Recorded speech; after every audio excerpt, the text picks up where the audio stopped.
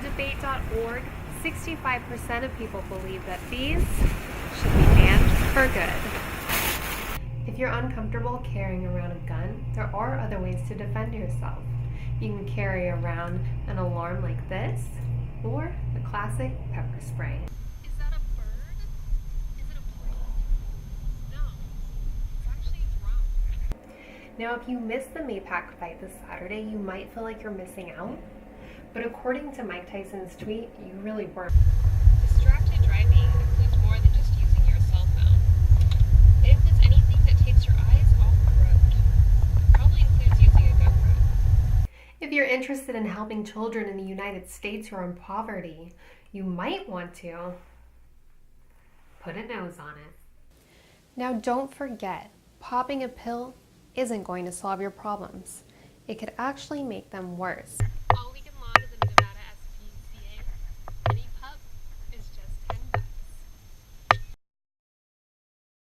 Home invasions across the valley are on the rise. In fact, in 2014, we reported on them an average of once a month. If it happens to you, experts say you'll need to act quickly and instinctively. So practice makes perfect.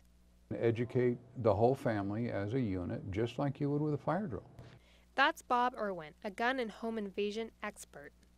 You'll need an escape route and places to hide. Then you call the police and they chase the guy down. Second, you'll need either an alarm system or barking dogs.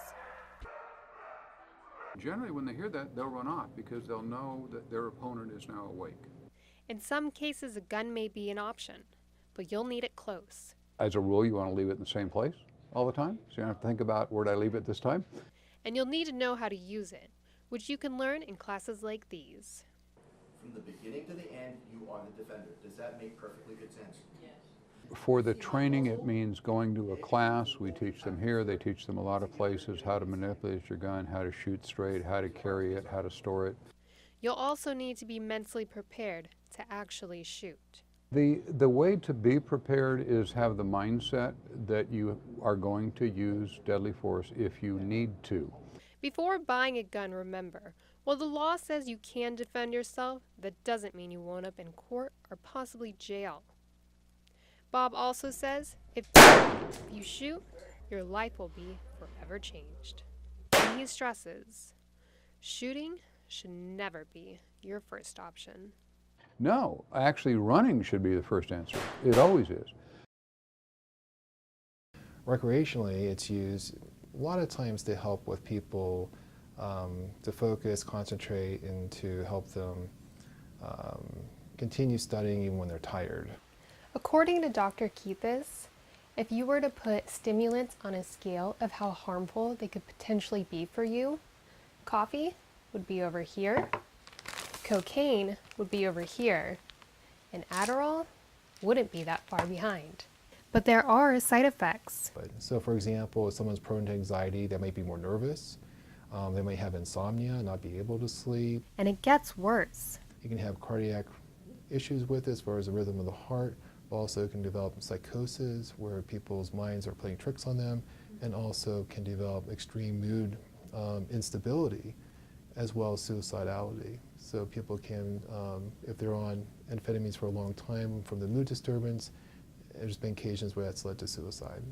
On top of all the health-related side effects, using Adderall could also cost you your job. I think the reason people probably shouldn't take it if they're not really ADHD is that it has a lot of long-term side effects. It's not a medication that likely they're going to be able to take if they're using it for performance enhancement in academics. They're going to be able to take long-term once they go to a job, etc. A lot of employers require drug screening this day and age, so it'd be tough for them to continue taking a substance that helps them in college if they expect the same type of performance they go to an employer who's doing random drug screens. They probably wouldn't be able to continue with an amphetamine.